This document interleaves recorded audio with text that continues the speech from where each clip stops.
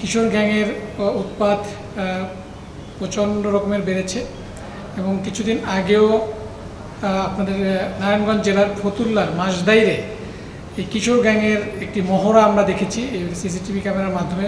সেটা যখন সোশ্যাল মিডিয়ায় ভাইরাল হয়ে যায় এরপর থেকে আমরা এর বিরুদ্ধে কার্যক্রম শুরু করি এবং গোয়েন্দা তৎপরতা শুরু করি। এছাড়াও আপনারা জানেন যে কিশোর গ্যাং রিলেটেড আপনারা বিভিন্ন সময় নিউজ করেছেন।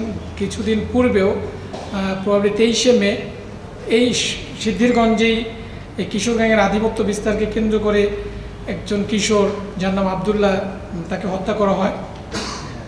ডিসেম্বরেও একটি ঘটনা ঘটে যে হুঁশিয়ারি শ্রমিক ফারুক তাকেও হত্যা করা হয় কিশোর গ্যাংয়ের বলিতে, তিনি নিহত হন।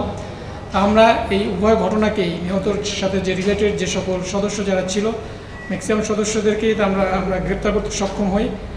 আমরা এই আবদুল্লাহর হত্যাকাণ্ডের সাথে জড়িত 5 জন এবং হুঁশিয়ারি শ্রমিক ফারুকের হত্যাকাণ্ডের সাথে 2 জনকে গ্রেপ্তার করতে সক্ষম হই। এরপর বিগত কয়েকদিন পূর্বে 3 থেকে 4 দিন পূর্বে যখন আমরা আবার দেখি যে ফতুল্লা যে এলাকায় যে কিশোর গ্যাংয়ের একটি গ্রুপ যার নাম ডি কোম্পানি, এই ডি কোম্পানি নামের ব্যানারে একটি কিশোর গ্রুপ তারা মহড়া দিচ্ছে এবং দেশীয় এবং আগ্নেয়াস্ত্র সহকারে তাদের এই মহড়াটা ছিল এবং সেটা যখন সোশ্যাল মিডিয়াতে ব্যাপক হারে ভাইরাল হয় এরপর থেকে আমরা আমাদের গোয়েন্দা তৎপরতা শুরু করি এবং তারই প্রেক্ষিতে গতকাল রাতে আমরা একটি অভিযান পরিচালনা করি নারায়ণগঞ্জের ফতুল্লা থানার মাসদাইর এলাকায়। সেখানে মধ্যরাতে একটা অভিযান পরিচালনা করে এই কিশোর গ্যাংয়ের সাথে রিলেটেড আমরা 2 জনকে গ্রেপ্তার করতে সক্ষম হই, যাদের সাথে প্রায় বিপুল পরিমাণে মাদক, এর মধ্যে রয়েছে প্রায় 20 কেজির অধিক গাঁজা, এখানে আমরা 100 পুরিয়ার অধিক আমরা হেরোইন, যেখানে প্রায় 250 গ্রামের মতো হেরোইনের থাকার সম্ভাবনা রয়েছে।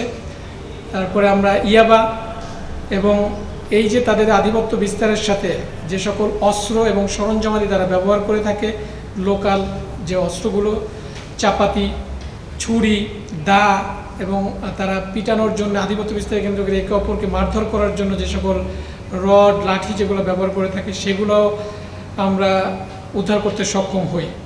তো আসামিদের বিরুদ্ধে এই আইনানুগ ব্যবস্থা প্রক্রিয়াধীন এবং আমাদের এই অভিযান চলমান থাকবে এবং এ ব্যাপারে আমি আমাদের নারায়ণগঞ্জবাসীর সকলের সহযোগিতা চাই। এই ধরনের ঘটনার সাথে যারা রিলেটেড তাদের তথ্য দিয়ে আমাদেরকে সহযোগিতা করুন।